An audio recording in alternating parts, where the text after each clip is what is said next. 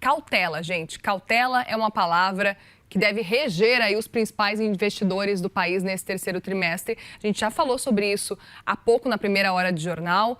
E é isso que mostra a nova edição da pesquisa do Itaú BBA com gestores de investimentos e que contou com a participação de 99 investidores institucionais. Segundo o levantamento, gente, o mercado reduziu as expectativas para o Ibovespa. Lembrando que agora é esperado que o índice chegue a 182 mil pontos no fim do ano, ante os 212 mil esperados no trimestre anterior. E numa escala de 0 a 10, pessimismo a otimismo, a média caiu para 6,1. O nível mais baixo desde fevereiro de 2025. Vamos conversar sobre esse cenário, então, com o Daniel. E eu vou pedir para falar o sobrenome dele. Daniel, me ajuda a falar o sobrenome. Lucinda Pinto está com a gente para essa conversa. Não quero errar. Ele que é estrategista-chefe do Itaú BBA. Bem-vindo aqui, Daniel. Uma boa noite para você. Boa noite. Daniel Gever. Gever, para a gente não falar errado por aqui. Correto. Daniel, quero muito te ouvir sobre esse cenário, esse recálculo que está sendo feito agora com relação ao Ibovespa. A gente tinha um cenário lá no começo do ano muito otimista para o Ibovespa e agora uma queda relevante. O que na sua avaliação está puxando o Ibovespa para baixo? É um cenário externo? É um fator que a gente tem acompanhado também de fiscal? É um cenário doméstico? O que vocês têm avaliado na pesquisa? Acho que a pesquisa colocou, dois pontos. Assim, o primeiro ponto foi a questão da taxa de juros. No início do ano, os investidores esperavam que a taxa de juros básica da nossa economia fosse em direção a 12%. Se olhar na pesquisa atualmente, o número que o investidor espera que a Selic chegue no final do ano é ao redor de 13,7 na média, 13,75 no caso. Então, foi uma política monetária que está sendo mais curta. E o segundo fator é uma questão daí de olhando do fluxo global. Eu acho que você teve uma explicação da parte de inteligência artificial, que é um grande tema dos investidores de mercados emergentes.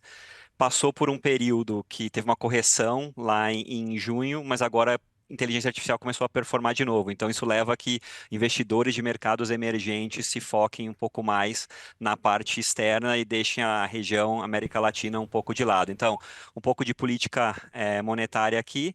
E daí, quando você tenta entender assim, o que são os teus drivers, o que você espera para os próximos 6 meses, 75% dos investidores falaram que o que é relevante é o cenário eleitoral.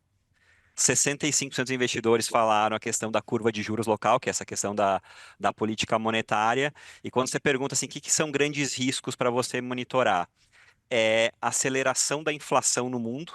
Por quê, né? Porque a taxa de juros americana é o grande, né, o custo de capital do mundo. Então, se o Fed sobe juros, tem menos atratividade para mercados emergentes. Então, esse é um grande risco lá. E outro risco que era um driver mais forte na pesquisa, a gente faz essa pesquisa de maneira trimestral, era a questão da guerra, o conflito no Oriente Médio. Então, ele deixou de ser um driver e ficou como um risco ali na mensuração dos investidores.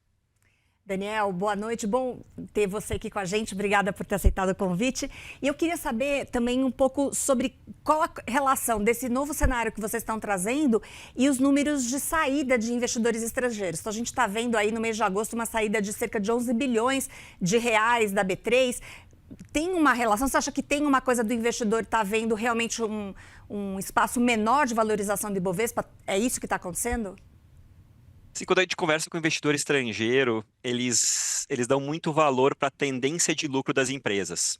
Então, uma regra que a gente tem, assim, uma regra de bolsa que é a cada 1 ponto percentual que a Selic é revisada para cima em termos anualizados, você perde ao redor de 4 a 5% do lucro esperado da Bolsa brasileira. Então, ao ter uma política monetária que vai cortar menos juros, os investidores esperam que exista risco de revisão para baixo nas expectativas de resultados das empresas. Então, a tendência de lucro, ela ficou um pouco pior que a média e esse investidor, o grande comprador de Brasil são os grandes fundos de mercados emergentes e os grandes fundos de mercados emergentes que captaram mais dinheiro na última década são aqueles fundos de qualidade e crescimento. Então, eles sempre falam, Daniel, me fala um mercado que vai crescer duplo dígito, que consiga acelerar a taxa de crescimento de lucro e que os analistas, o sell side, que escreva relatórios, eles revisem esses números para cima.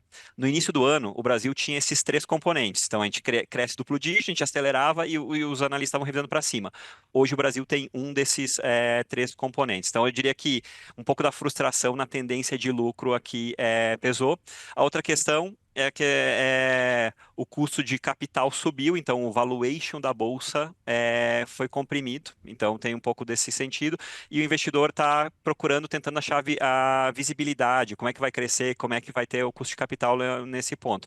Enquanto isso, você tem um mercado asiático que a revisão de lucro das empresas de memória, de semicondutores lá tem sido positiva. Então a gente está competindo com um tema que tem tendência de revisão positiva nesse momento. E o estrangeiro hoje, ele é o grande detentor do poder no mercado, porque a indústria de fundos de locais, de bolsa, a gente voltou para níveis de alocação de 2017 e 2018 e está tendo resgate da indústria de fundos. Por quê? Porque hoje renda fixa te paga 1,1%, 1,2% ao mês. E quando você olha o estrangeiro realocando para a Ásia. Eu acabei de voltar, até brinco que eu estou no fuso horário de Hong Kong, eu passei semana passada visitando investidores em Hong Kong, Singapura, na Ásia, e foi um pouco desse do termômetro de lá. Outro ponto também, Daniel, vocês trazem para a gente alguns pontos de algumas ações que podem, de setores específicos que podem chamar mais atenção e podem virar destaque. Por exemplo, utilidades públicas, construtoras, também bancos, que são ações que a gente sabe que sentem bastante impacto com taxa de juros alta, né? Isso, eu acho que assim, você vê que o portfólio do investidor ficou mais cauteloso porque aumentou-se a alocação no setor de utility, setor elétrico na média. O setor elétrico na média ele é visto como um setor mais conservador. Então esse foi o setor que mais votado pelos investidores. Basicamente 80% da pesquisa são investidores locais que respondem, os institucionais locais, e 20% são os estrangeiros. Mas você vê que estão ficando mais conservador que o setor industrial, o exportador, ações de Embraer, WEG, aumentaram aqui a exposição e ações aqui, por exemplo, no outro extremo da equação, né? Quais são as ações e setores que o investidor está menos positivo, está menos alocado? O setor de consumo.